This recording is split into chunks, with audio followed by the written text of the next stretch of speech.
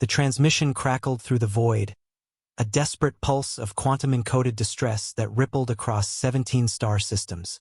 On the dying world of Zephyria Prime, Elder Kythera pressed her trembling appendages against the communication array one final time. The crystalline structures that had powered their civilization for millennia were darkening, their bioluminescent cores flickering like dying stars. "This is our final broadcast," she whispered into the transmitter, her voice carrying the weight of 1 billion souls. "The Devourers have breached our outer defenses. Our children hide in the deep caverns, but the darkness follows. We invoke the ancient accords.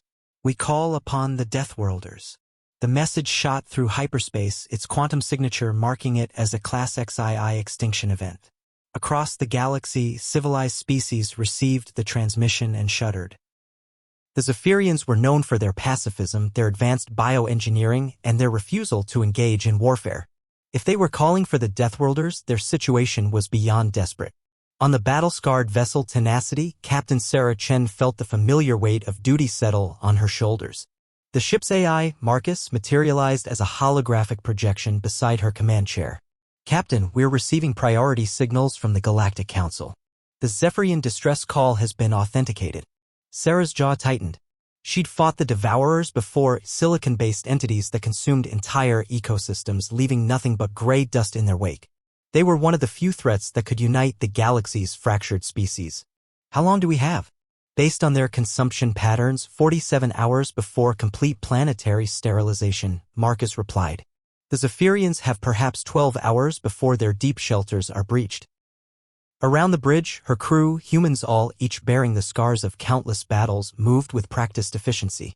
Humanity had earned its reputation as Deathworlders through centuries of conflict on a planet that tried to kill them daily.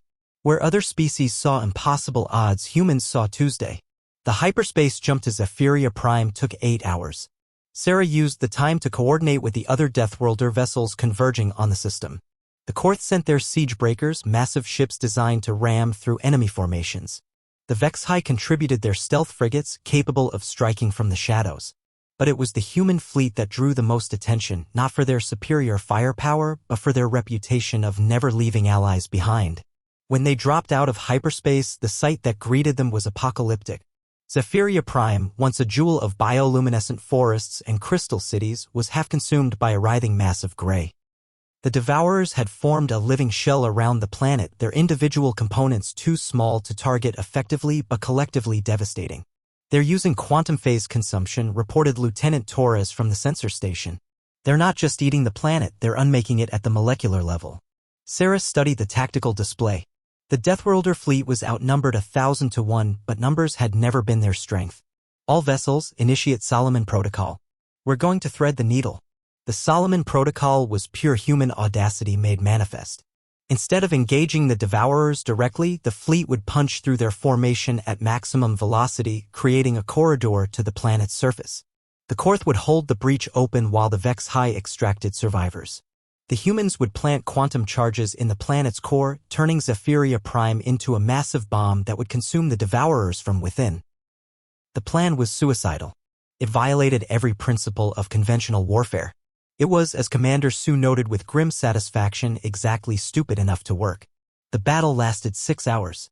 When it ended, the Devourers were scattered atoms and 30,000 Zephyrian survivors were aboard the evacuation ships.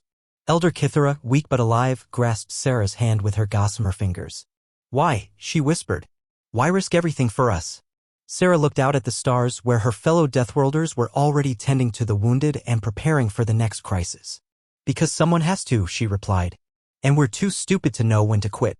In the depths of space, the galaxy's most feared protectors continued their eternal vigil, ready to answer the next desperate call.